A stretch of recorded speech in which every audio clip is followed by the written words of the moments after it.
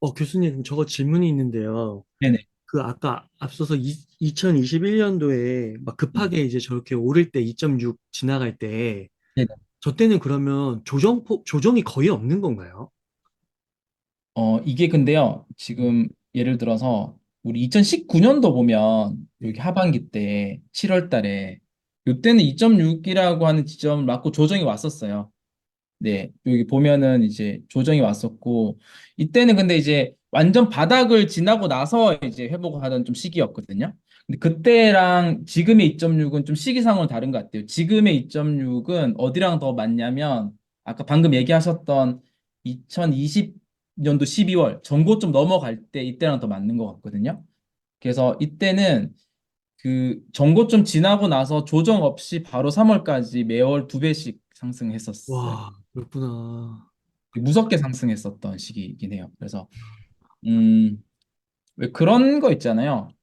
보통 전 고점이 어떤 또 의미냐면 그 사람들이 가장 많이 매수하던 시기가 이 상투 잡는 시기가 가장 많이 매수하거든요. 개인들은.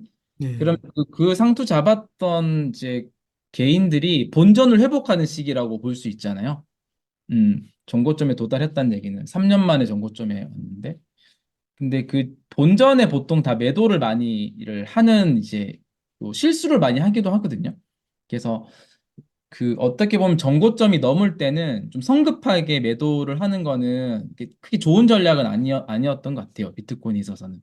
조금 더 인내를 가지고 뒤에 기다리는 좀 면이 왜냐하면 확률적으로 봤을 때 좀 기다려서 훨씬 더 큰 알파를 먹는 게 살짝 조정을 받는 그거보다는 이제 얻을 수 있는 수익이 크기가 크다 보니까 그래서 지금 굉장히 가파르게 오른 것 같지만 물론 이 시점에 조정을 받을 수도 있긴 하지만 급하게 이제 매도를 하는 것은 좀 과거 이 기준으로 봤을 때는 그렇게 좋은 전략은 아닐 수 있다라는 이제 좀 생각이 좀 들긴 합니다. 네. 보통 막 이렇게 연속으로 며칠 동안 상승하면, 음. 뭐 이쯤이면 조정 한번 나올 거야, 뭐 이런 말들을 좀 쉽게 쉽게 하잖아요. 그렇죠, 그렇죠. 네네. 근데 진짜 그 어느 정도 광기의 그런 기간에 들어서면 그런 말이 무색할 정도로 장기간에 걸쳐서 계속 올라가는 그런 것도 나타날 수 있다는 거군요. 특히 이제 비트코인이라는 자산이 그 암호화폐도 마찬가지지만 그 추세성이 굉장히 강한 자산이 어떤 자산에 비해서 한 번 이렇게 추세라고 하는 이 방향을 타 상승하기 시작하면 좀 기대 상상 이상으로 많이 올라가기도 하고 많이 떨어지기도 하는 자산이라서 그 추세를 받을 때 조금 이제 그 네, 너무 성급하게 매도하는 거는 좋지는 않은 것 같아요. 네. 교수님 혹시 그리고 또 MVRB 아까 3 정도부터가 고점이라고 하셨잖아요.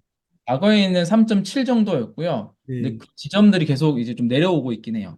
어, 3.5, 뭐, 혹시 그때 뭐 MVRV가 3일 때 그 비트코인의 가격 이런 것도 계산해서 나올 수가 있나요? 그쵸. 그 이제, 그, 지금 수준에서의 3일대가 이제 예상된 가격이 나오는 거고요. 네. MVRV 3이라고 해서 과거도 다 같은 가격은 아니겠죠? 네. 그죠. 그래서 지금 시기에 3 정도가 되면 나올 수 있는 가격대가 기억으로는, 정확하지 않은 것 같아요. 해봐야 될 것 같아요. 네. 해보지 않았어요. 2억은 넘을까요? 2억이, 1억 중반 정도였던 것 같아요. 아, 그리고 이게 왜냐면은 그 완만하게 오르면은 이제 이게 수익에 대한 비중이잖아요. 뭐 약간 살짝 조정하고 완만하게 오르면은 완만히 오르는 거랑 지금 이제 되게 가파르게 오를 때는 MVR 지표도 가파르게 올라가기 때문에 이게 뭐 정확하지는 않지만 뭐 대략적인 예상가 정도는 나올 수 있을 것 같아요. 그게 아마 1억 중반대였던 것 같아요. 제 기억으로는. 네. 네. 2억까지는 안 갔던 것 같아요. 3은. 네. 네. 감사합니다. 그리고 이제 네. 하나가 이제 그 SOPR이라는 지표가 아까 얘기했던 단기적으로 하는 걸 보기 좋은 지표거든요.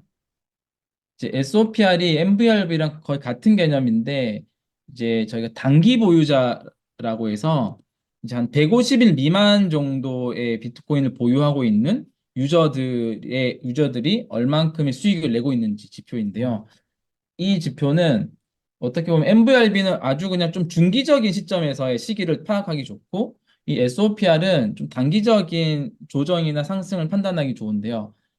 1.02라고 하는 요 지점이 늘 그 단기적인 가격의 조정을 줬던 그 위치이긴 했었어요. 그러니까 단기적으로 과열이 됐을 때 한 1.02 정도 지점에서는 어떤 단기 하락들을 보이는 거죠. 조정을 하거나. 그래서 여기 보시면은 꽤 높은 확률로 그렇게 돼요. 그러니까 뭐 2023년도 초 여기 지금 표시해 놓은 데 있잖아요. 네, 요 지점들이 다 1.02 지점이거든요.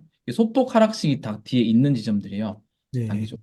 그리고 2020 뭐 여기 1년도 하반기도 마찬가지고 근데 지금이 딱 1.02 지점이에요. 조금 네. 넘은 지점. 그래서 그 이제 보통 때는 요 지점이 어떻게 보면 조정을 받거나 단기적으로 많이 올랐기 때문에 이럴 수 있는 구간이긴 해요.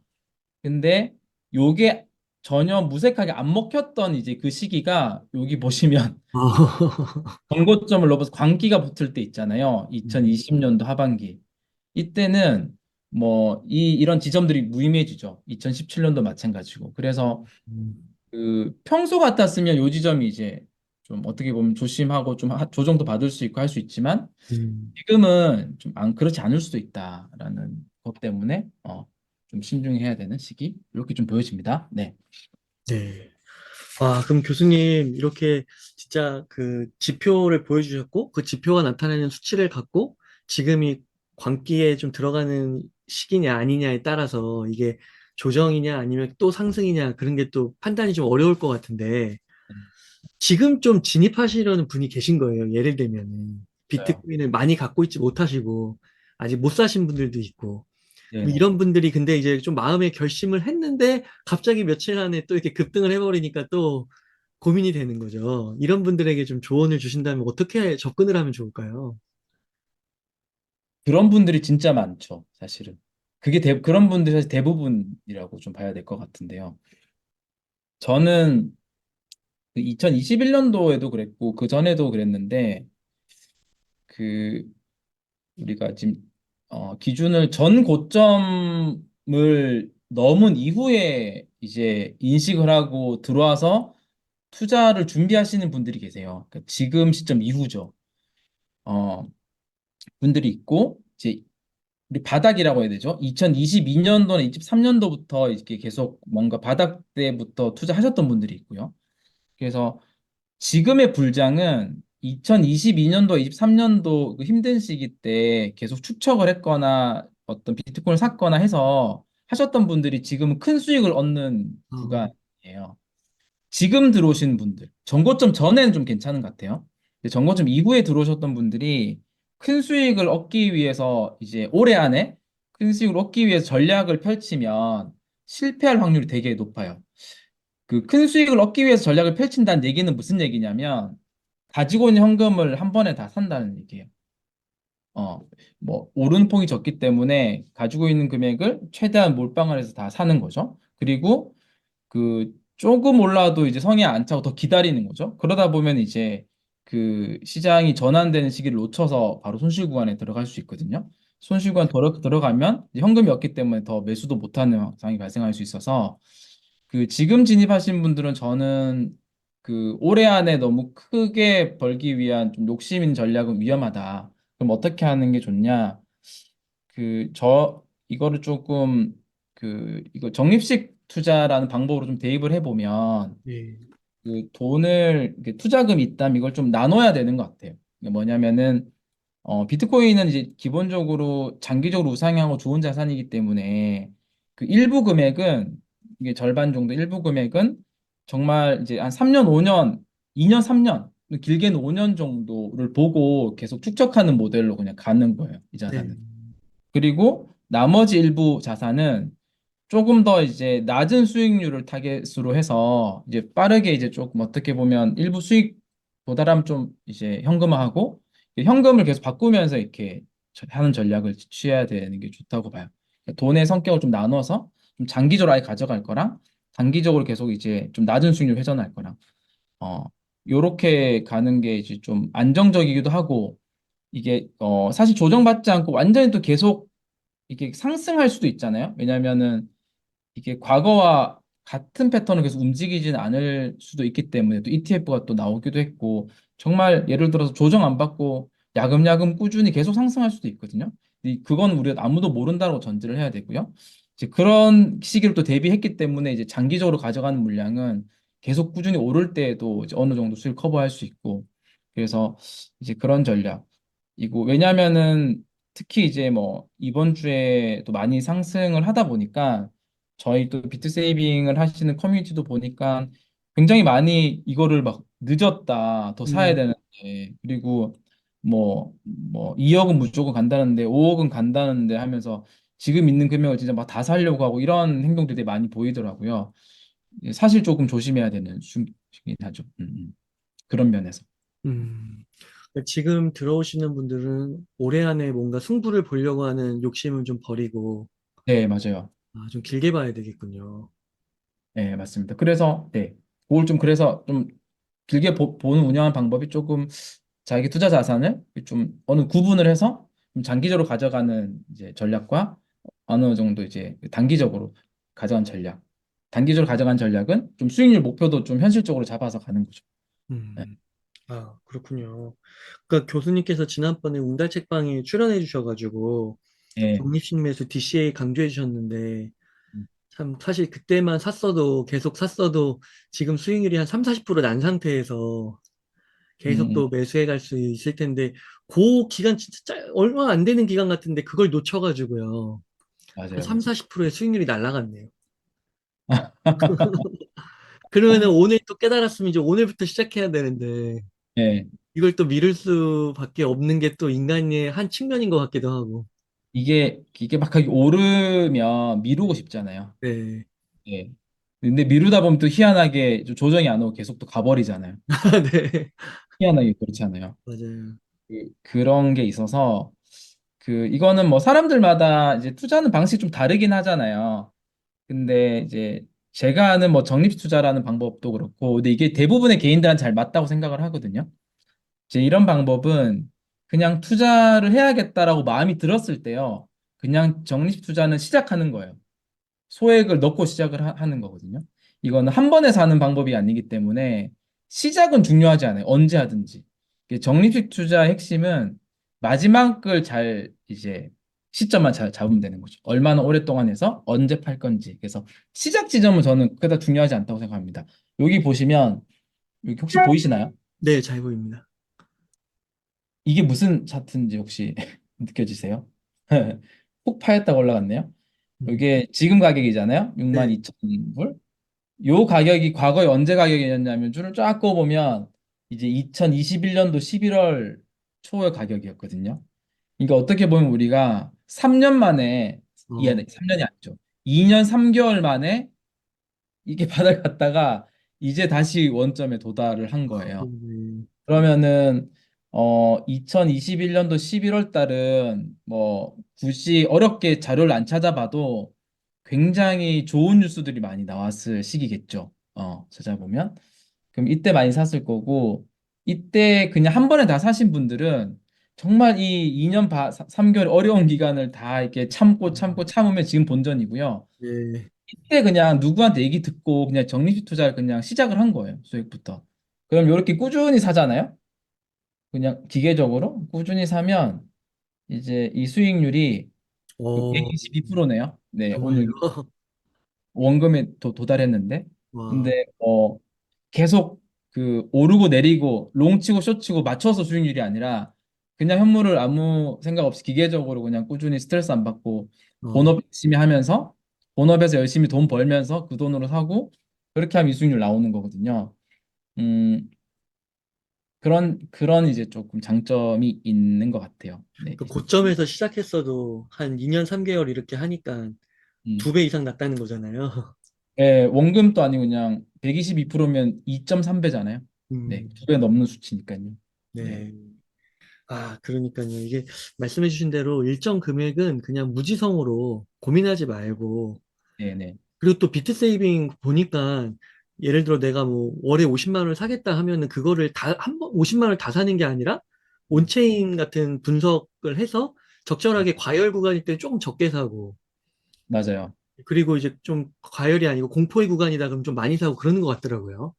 네, 그게 이제 이 대표적으로 MVRB 지표와 같은 지표들을 활용을 해서 이렇게 바닥일 때를 이제 많이 사주고요. 아주 고점일 때는 적게 사주는 컨셉인데요. 이게 그 한 2년 정도의 플랜을 할 때 가장 효과적인 형태이긴 해요. 아, 음. 2년이요. 뭐, 이게 왜냐면은 이용해 보셔서 아시겠지만 이제 오늘 갑자기 오른다고 막 줄어들거나 내일 갑자기 떨어진다고 오르거나 그렇지 않거든요. 그 네, 약간 중기적으로 이제 배율을 좀 조절하기 때문에 예. 근데 이렇게가 되게 하면 효과가 되게 좋죠. 여기 보면은 이제 요때 바닥이잖아요. 1 미만일 때. 네, 이때는 당연히 지나서 보면 알겠지만 뭐 이때 많이 샀으면 수익률이 엄청 나거든요. 네. 근데 이거를 심리적으로 이때 다 절대 많이 못 사요. 못 사죠. 이때 돌아가 보면 뉴스 찾아보면 살 수가 없어요. 그래서 음, 막 옆에 사람 막 계속 픽픽 쓰러져 나가고 막 하니까. 근데 이거를 그냥 이런 기간을 맞춰서 자동적으로 많이 사주고 적게 사주고 하면 적립식 투자에 원래 좀 장점을 살리면서 좀 효과적인 투자를 할 수가 있죠. 그러면 저런 구간에선 비트 세이빙이 돌아가면은 뭐 두 배씩 사는 건가요? 1.5배? 막 이렇게? 그래서 우리가 지금 뭐 비트세이빙 예를 좀 들어보면 네, 2022년도 4분기 때는 바닥이었잖아요. 근데 그 당시에는 바닥인지 몰라요, 사실은. 지나고 났더니 바닥인지 아는 건데, 그 당시에 계속 2배씩 샀어요. 그리고 아, 지금은 이제 한 0.6배 이렇게 사잖아요. 네, 지금은 0.6배 사는 게 이제 좀 과열이라고 좀 이제 본 거예요. 네, 그리고 이 통상적으로 지금 정도의 과열 이후에는 진짜 빠르게 올라가는데 그 기간이 길지 않아요. 네. 길지 않아서 그때는 배수를 이제 절반 정도만 사주는 거죠. 네. 그래서 네. 근데 뭐 이게 막 내일 모레 계속 오르는데 지금 절반 사니까 그게 또 왜 적게 사지 이렇게 마음의 아쉬움이 들기도 하겠지만 한 발짝만 떨어져서 보면 그게 맞는 방법이긴 하거든요. 그렇군요. 그러니까 이게 2년을 보니까, 그렇게 사이클을 보니까 그렇게 되는 거군요. 네네네, 맞습니다. 그러면 교수님, 저기 만약에 여기서 진짜 올라가게 되면은, 아까 짧다고 하셨잖아요. 그 기간이. 네. 대략 어느 정도예요? 이게 또 과거 거를 우리가 좀 참고를 하면 2021년도 같은 경우는요, 전고점 넘은 뒤에 전고점 다 넘은 시점이 딱 2.6 정도였어요. 지금 시점. 네. 요 뒤에 4개월 반싹 갔고요. 4개월. 어, 네. 4개월, 3월 달에 그래서 이제 우리가 조정 받았어요. 3월 달에. 근데 이 조정 받을 때는 보통 그 외부 변수 때문에 조정을 많이 받아요. 그러니까 우리가 예측하지 못하는 아, 그 저 당시는 이제 뭐 부다빔이라고 갑자기 그 저 때는 아무리 생각해도 나쁜 소식이 나올 게 없을 것 같은 느낌이었거든요. 제가 기억을 좀 상기를 해보면 네, 왜냐면은 그때 뭐 테슬라도 사고 뭐 그 당시는 이제 ETF가 아니라 그레이스케일이 계속 비트코인을 사모아 줬고 또 마이크로 스트래티지 같은 나스닥 상장사가 비트코인 또 사고 뭐 계속 이제 좋은 분위기만 있었던 했는데 갑자기 저 때 뭐 이제 예상하지 못했던 뭐 갑자기 채굴 오염 음, 채굴이 환경이 오염된다라고 하는 갑자기 메시지가 나오고 테슬라가 이제 비트코인 결제 연결했다가 이제 취소하고 중국이 이제 갑자기 채굴 사업 올 중단시키고 뭐 이런 것들이 갑자기 이제 한꺼번에 쏟아져 나오는 것들. 근데 뭐 2021년도 하반기 같은 경우는 이때는 이제 좀 매크로 이슈가 있어서 좀 빠진 것 같아요. 금리 인상이라는 이슈가 되게 강한 게 있어서 좀 빠져서 이때는 과열 때문에 빠진 건 아닌 것 같고요. 보면 과열까지 안 갔었거든요. 음. 2017년도도 보면 이제 요런 시점 이후에 되게 가파르게 노는데 그 기간이 좀 짧아가지고요. 어, 그 염두는 좀 해줘야 되는 것 같아요. 네. 네. 교수님, 그, 앞서서 보통 이제 전고점을 뚫는 게 음. 반감기가 지나서 뚫는다고 하셨잖아요. 네, 과거엔 그랬어요. 네. 과거에는. 근데 이번에는 그렇지 않잖아요. 네네네. 그러면 이런 걸 봤을 때 좀 어떤 분들은 이제 사이클이 좀 더 당겨졌다. 음, 그래서 뭐 반감기 효과도 내년 뭐 한 10월까지 볼 수 있는데 그것도 음, 뭐 한 6개월 예를 들면 당겨져가지고 내년 상반기면 끝날 거다. 음. 뭐 이런 의견에 대해서는 좀 어떻게 생각하세요? 어, 일리가 있다고 좀 생각은 들어요. 음. 실제로 다 당겨지고 있어요. 그리고 지난번도 좀 당겨졌고요. 아무래도 사람들이 좀 인식을 하니까 이 효과들이 빠르게 반영되는 것 같아요. 어, 본거점 2월 달에 넘을 걸로는 또, 그러니까 사람들이 좀 빨리 올 거라고 생각했는데 더 빨리 온 것 같아요. 어, 그러니까, 어, 그리고, 네, 맞아요. 예측들을 많이 하니까 점점 더 빨리 반영이 되는 게 좀 있는 것 같아요. 네. 그래서 사이클도 4년 사이클이 이제 안 갈 수도 있을 것 같아요. 와, 그렇군요. 그리고 2021년도 같은 경우도 이렇게 두 번씩 상승한 경우는 없었어요. 그 전에. 그래서 또 두 번 이제 상승했었잖아요. 2021년도에. 음, 지금 4년이 아니라 앞으로 뭐 2년 사이클이 될 수도 있고요. 그러니까 어떻게 또 좀 변형이 될지는 진짜 좀 이렇게 우리가 겸손하게 좀 지켜보면서 해야 되는 것 같아요. 이제 과거를 참고를 하긴 하지만 너무 이제 과거 패턴에 좀 확신을 하면 안 될 것 같고. 근데 공통적인 거는 이 투기나 이런 약간 그 사람의 심리나 이런 것들은 똑같은 것 같아요. 네. 안기는 똑같고요. 네. 그런 것들은 늘 똑같은 것 같고. 어. 그러면요, 교수님, 그 금 ETF랑 많이 비교해서 얘기하는데, 금 ETF는 뭐 2004년인가? 그 통과되고, 그 후로 금값이 7년 동안 올랐다고 그러더라고요. 네네네. 그러면 이번에도 혹시 비트코인 이제 현물 ETF 통과되고, 아까 유입량도 굉장히 많잖아요. 네네네. 그러면은 예를 들어 이제 반감기 효과가 끝나는 시점에서 네. 옛날처럼 이제 예전처럼 막 7, 80%의 폭락이 안 나오고, 음, 예를 들어 한 3, 40%만 떨어졌다가 계속 또 오르는 그런 패턴이 나올 수도 있는 걸까요? 이제, 이제 현물 ETF가 되면서 이제 많은 사람들이 또 업계의 또 전문가들이 예상한 중론 중에 하나는 이제 하락폭이 과거처럼 크지 않을 것이다. 네. 그 이유 중에 하나는 이제 과거에는 이제 개인들로 이루어진 자금의 규모가 컸기 때문에 가격이 오르면은 더 사고 떨어지면은 빨리 팔고 어떤 단기적인 보유에 많이 치우쳐졌는데 이게 ETF로 인해서 기관 자금들이 많이 이제 들어오다 보니 조금 더 장기 보유를 하는 자금들이 많아지고 그러면 조금 떨어진다고 갑자기 다 파는 형태가 아니라는 거죠. 이제 그런 이유 때문에 이제 과거처럼 하락을 하더라도 큰 하락은 없을 것이다. 하락폭이 좀 줄어들 것이다라는 게 좀 중론이고요. 어, 그것도 이제 어느 정도 맞는 것 같아요. 맞고 실제적으로도 뭐 계속 좀 줄어들고 있죠. 물론 이제 비트코인의 시총이 커지기 때문에 또 줄어드는 폭이 이제 줄어드는 것도 사실 있긴 하고요. 예, 그런 것 같아요. 네. 그리고 그때 금이 가격이 올라갔던 이유 중에 또 하나는 이제 ETF의 수요도 있었지만 사실 금리나 이런 이제 매크로적인 영향도 같이 병행해서 있었기 때문에 뭐 우리가 지금은 우리가 반감기와 ETF를 얘기하느라 매크로를 같이 붙여서 얘기할 기회가 사실은 많이 없잖아요. 네. 더 핫 이슈들이 있어가지고 이제 매크로의 어떤 금리에 대한 부분이 같이 붙어준다면 또 큰 이제 변화에 영향을 미치는 요소가 되지 않을까 싶네요. 네. 아, 네. 교수님, 감사합니다. 교수님, 그러면 마지막 질문인데요. 그러면 지금 이제 1억 원 정도 여유 자금이 있으면 어떻게 네. 투자 전략을 세울까요?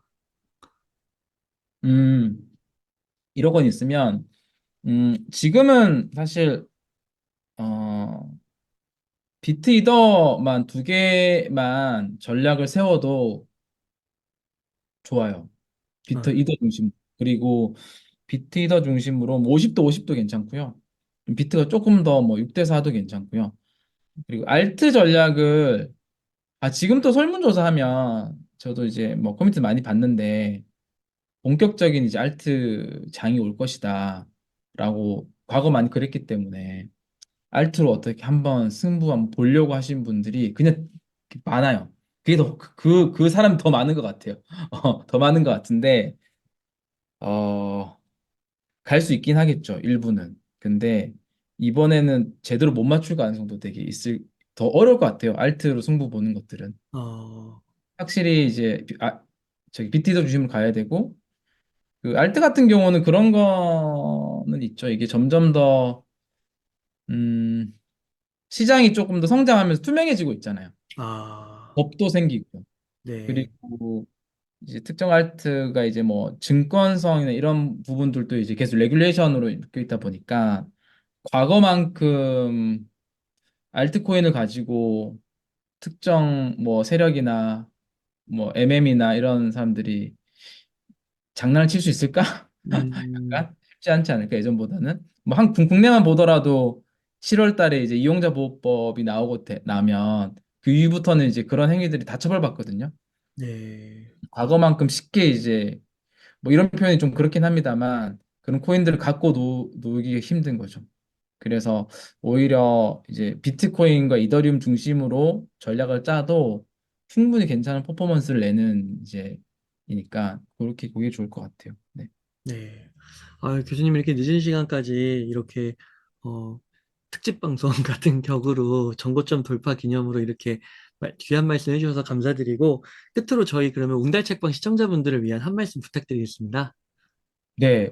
그 웅달 책방 시청자분들이 특히 또 1비트코인 인증, 아, 1비트코인 모으기 하시는 분들이 많더라고요. 네.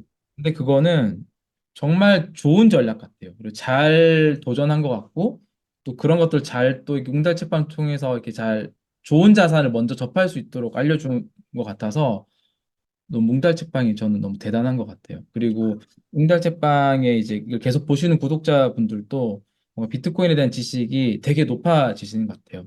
건전한 투자를 잘 접하고 있는 것 같아요. 그래서 그 올해 성투하시길 응원드립니다. 약간 이제 욕심을 좀 내려놓고 조금 덜 먹더라도 음. 좀 덜 먹더라도 이제 덜 잃는 것도 중요하니까요. 실패하지 않는 투자 잘 하시면 좋을 것 같다. 이렇게 말씀드리고 싶네요. 네. 그 가격이 오르다 보니까 저희의 시야가 점점 더 좁아지는 것 같긴 한데 맞아요. 좁아져요. 1년 안에 뭔가 막 표부를 봐야 될 것 같고 그쵸, 그쵸. 네네네. 근데 사실 이번 네 번째 반감기 끝나고 다섯 번째 반감기도 있는 거잖아요. 그럼요, 그럼요. 또 그때까지로 좀 길게 보고 아까 말씀해주신 적립식으로 계속 모아간다면 그때 또 더 큰 금액으로 저희가 벌 수도 있는 거잖아요. 그쵸. 그렇게 해서 사실 이렇게 자산을 잃지 않는 게 되게 중요하잖아요. 잃지 않는 상태에서 굴려서 가면 다음 기회에 훨씬 더 큰 금액을 얻을 수 있는데 특히 암호화폐 시장은 그런 분들 진짜 많아요. 단기적으로는 뭐 몇십 배, 몇백 배를 벌었는데 이걸 못 지키는 경우가 많거든요. 그렇게 해서 자산이 다시 이제 거의 또 빠지면 거기서 다시 늘리는 거 너무 힘들어서 너무 큰 욕심만 좀 버리면 되게 좋은 투자 전략을 가지고 더 큰 돈을 벌 수 있긴 하니까 음, 그런 좀 약간 조금 약간 포모를 좀 없애고 좀 더 긴 시간으로 보고 올해 안에 너무 승부를 보시려고 이렇게 조바심 내지 않고 예, 그렇게만 하셔도 좋지 않을까라고 좀 생각이 듭니다. 예. 이렇게 정말 제가 또 최근에 비트코인 게스트분들 인터뷰를 많이 했는데요. 음, 참 교수님 지난번에도 인터뷰하고 이번에도 인터뷰하면서 느끼는 게 항상 이렇게 좀 시야를 더 길게 우리의 음, 인생 전체 우리가 인생을 뭐 50년, 100년 사는 거니까 1, 2년 사는 게 아니잖아요. 네, 맞아요. 네. 그래서 항상 좀 이렇게 길게 보고 그다음에 또 그 길게 보는 거에 있어서 딱 적합한 그 비트 세이빙이라는 서비스가 딱 이렇게 있으니까 너무 좋은 도구가요. 음, 그러니까 이게 참 매칭이 잘 되는 것 같아서 음. 저는 비트 세이빙 계속 좀 걸어놓고 네. 그거는 알아서 돌아가게 해놓고 이중 전략으로 더블 전략으로 아까 교수님께서 설명해 주신 대로 그런 거 한번 진행해 보면 되게 좋을 것 같다는 생각이 듭니다. 맞습니다. 더블 전략. 그래서 저희 유저들 중에서 네, 그냥 장기적으로 하는 것들을 이렇게 정식으로 하고요. 네. 본인은 바이낸스 가서 파생 상품 하고 막 그런 양쪽을 다 하는 거죠. 네. 네. 한쪽이 안정되면 나머지 한쪽도 이렇게 잘 되니까 어, 그런 전략도 좋은 것 같습니다. 뭐 네. 적립 투자만 하는 것도 좋지만 개인 투자 성향에 따라서 일부는 또 이렇게 공격적으로 하는 거는 또 자기가 나름의 저거니까요. 네. 네. 아, 교수님 감사합니다. 그러면 네네. 오늘 인터뷰 한 이 정도에서 마무리하도록 하겠습니다. 네. 이렇게 해서 비트세이빙의 이장호 교수님을 모시고 이야기를 나눠봤습니다. 긴 시간 동안 유익한 사이트 많이 나눠주셔서 감사의 말씀드립니다. 오늘 고생 많으셨습니다. 네, 감사합니다.